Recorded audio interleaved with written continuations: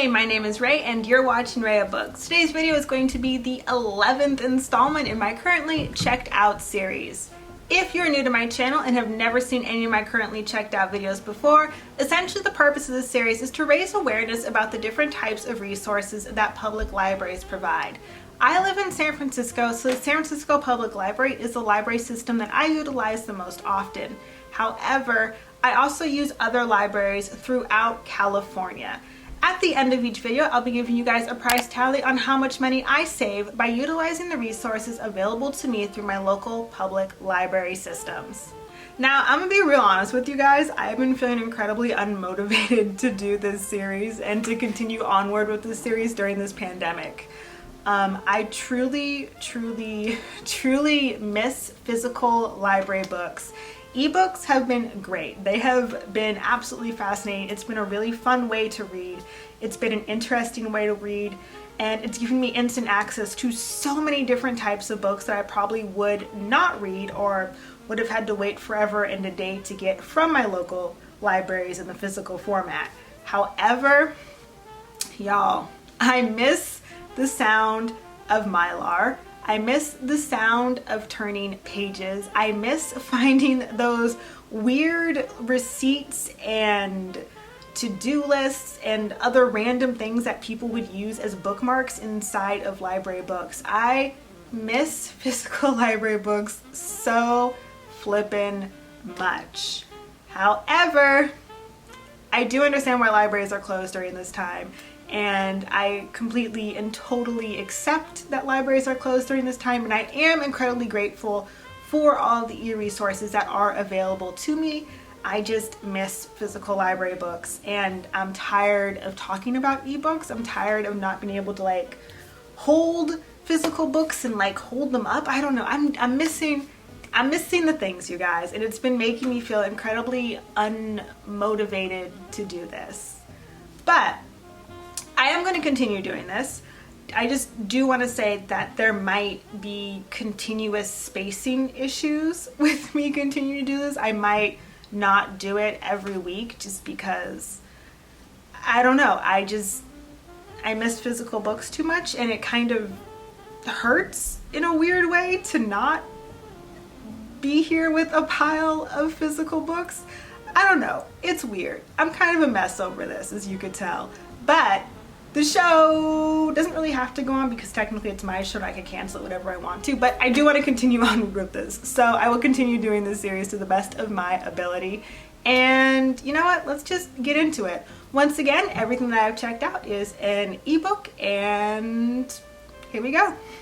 Actually, before I really get into this, I do want to say that I did finish every single book that I do currently have checked out, with the exception of 2, I think. Yeah, with the exception of 2. So this video might be a little bit long because I do want to kind of do a little mini review for the books that I read. However, if you are interested in reading longer and probably more concise reviews, feel free to follow me on Goodreads. It'll be linked down in the description box below. So my first chunk of ebooks come from Libby, and the first chunk within the chunk of ebooks come from San Francisco Public Library's Libby Holdings. The first of which is My Abandonment by Peter Rock.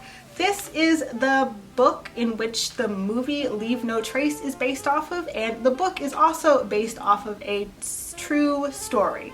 I'm going to leave the synopsis. No, I'm going to leave the link to the synopsis of the book in the description box down below, just because I am absolutely horrible at explaining what books are really about. However, I will say that this was my first 1-star book review of 2020. I hated this book, and it's very, very rare that I use the word hate to describe my feelings toward a book, but I felt like this book was just a glorification of homelessness, mental illness, and child endangerment. The main character of this book is a 13-year-old girl named Carolina who lives with her father in the woods in Oregon. Their father has untreated PTSD, and he just can't live in normal society. Nothing wrong with that. However, what is wrong is that the author decides to have this weird scene in which this 13-year-old girl and her father are laying in bed together at night. They sleep in the same bed, and the girl is comforted by the feel of her father's leg hair on her leg as they sleep. And something about that scene was just gag worthy to me. It was gross. I basically felt as if this book was like reading a Lolita fan fiction with a woodsy twist. Like, the ending of this book made me want to fight the book, but I couldn't fight the book because the book is on my iPad and I don't want to fight my iPad. But when I see this book, I'm gonna fight it. I'm gonna flick it in the spine. That's what I'm gonna do. It's exactly what I am going to do.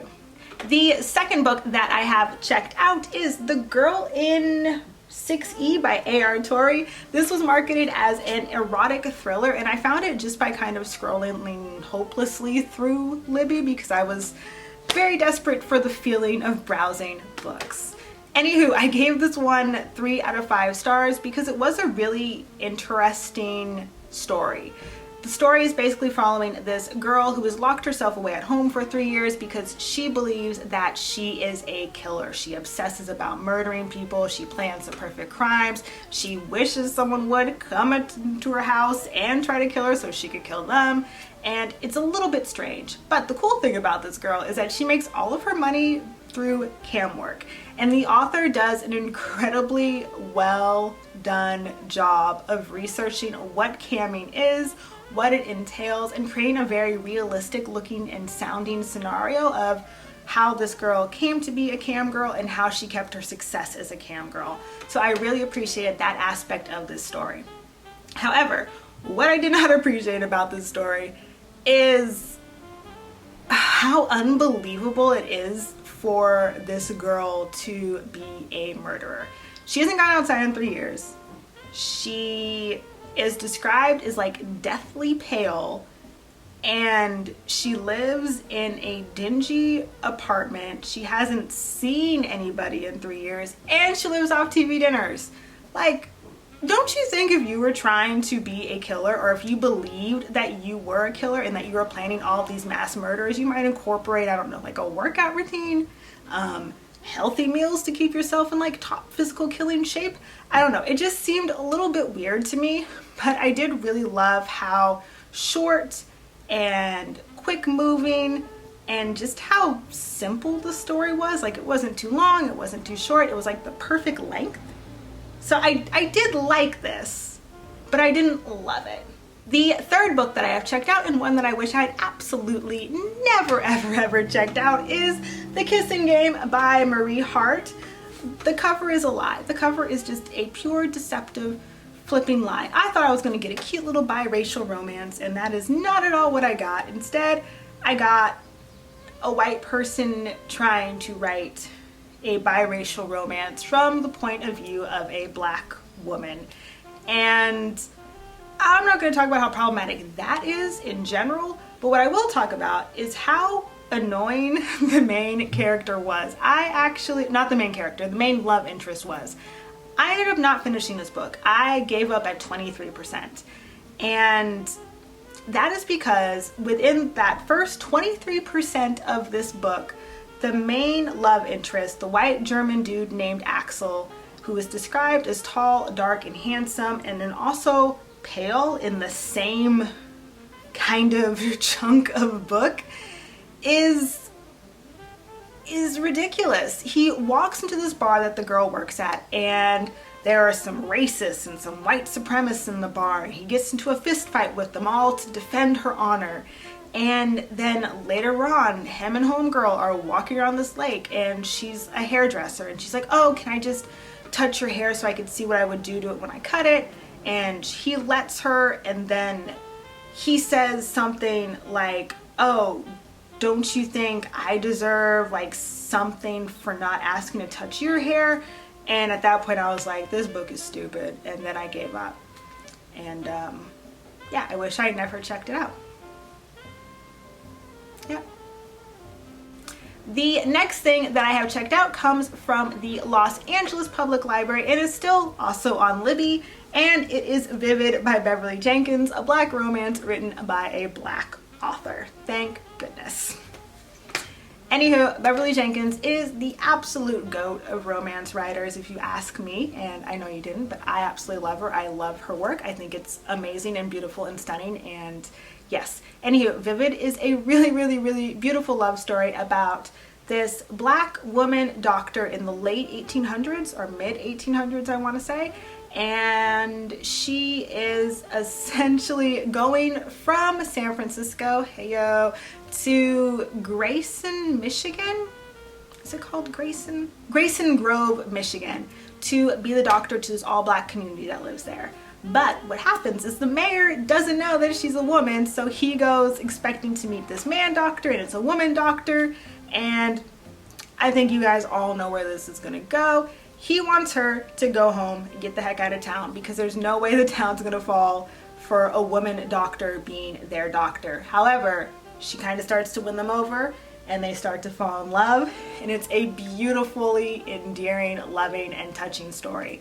And I'm gonna keep it real with you guys. I have been slowly, very, very slowly collecting Beverly Jenkins books because I'm in love with the original covers.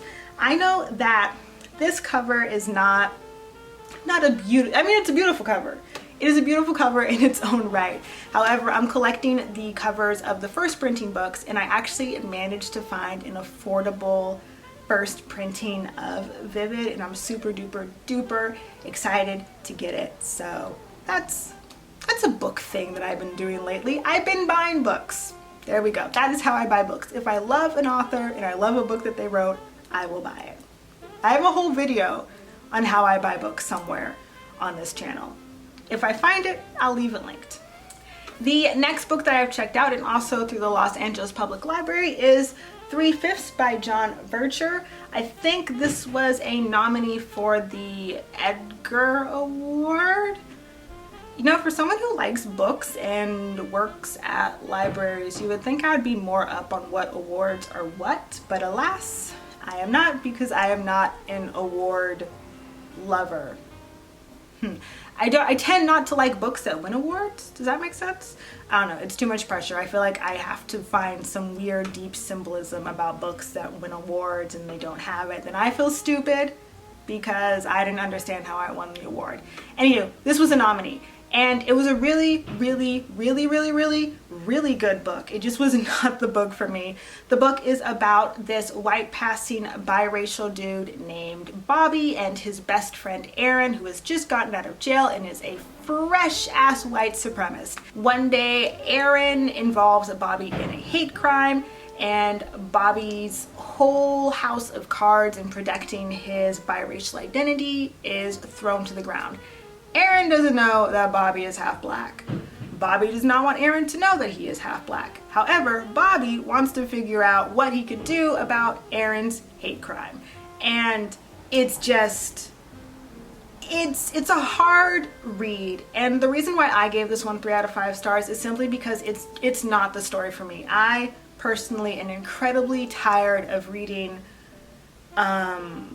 confused biracial dude narratives, and I think that's because I think earlier, was it this year? This year is going by so slow and so fast. I read The Black Card by Terry Lewis, I want to say, and it's kind of the exact same story, but this one is way, way, way better written and more gritty and more raw and more realistic compared to Black Card. But it just wasn't the story for me. It hurt to read, and I'm not big on punishing myself via books. So as much as I loved the idea of this story, the premise of the story, the construction of the story, how it was written, I did have to give it 3 out of 5 stars just because it's not for me. It's not for me, and that is perfectly okay. It is no fault of the author. It is on me as the reader. And the last thing that I have checked out on Libby comes from the Mill Valley Public Library, and it is Lords of the North by Bernard Cornwell. This is the 3rd book in the Last Kingdom and or Saxon Chronicles series, which is also currently a show on Netflix called The Last Kingdom, which eventually I'll get around to watching. I've been in love with this series. I absolutely love Bernard Cornwell's writing style. It is very engaging, and I've missed historical fiction. I know I said God knows how many number of videos back, but historical fiction is originally what got me into BookTube, and I missed reading it. This series in particular I am very much loving because I am loving the amount of detail that Cornwell is putting into it, showing how Christianity came to be the dominant religion in Britain.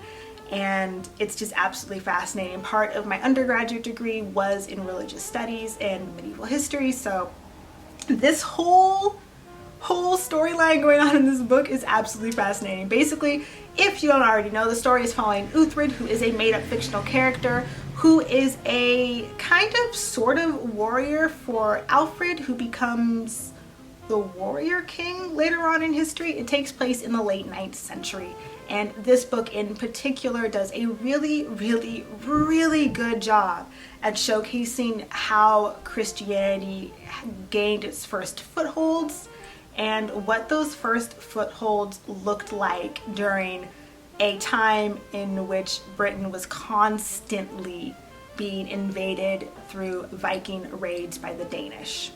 I did give this one 4 out of 5 stars because it was a good book. I liked it. I'm a sucker for historical fiction, okay? That's all that is right there.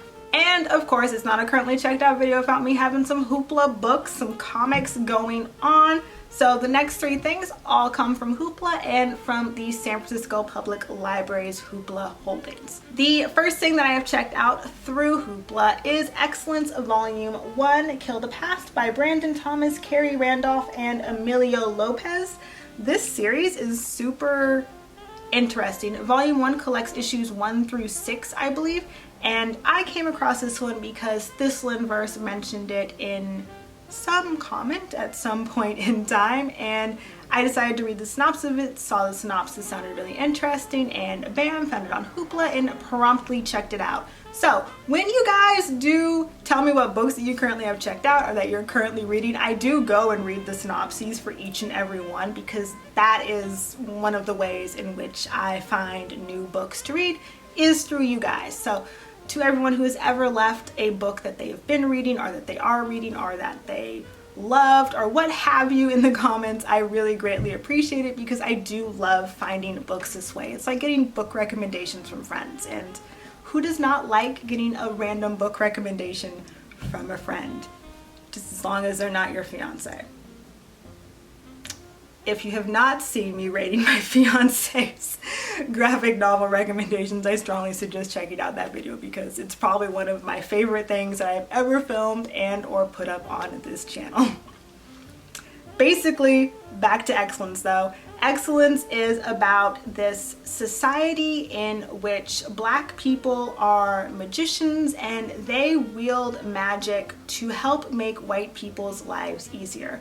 It's kind of poking at the magical Negro trope, and it is brilliantly done in terms of a premise.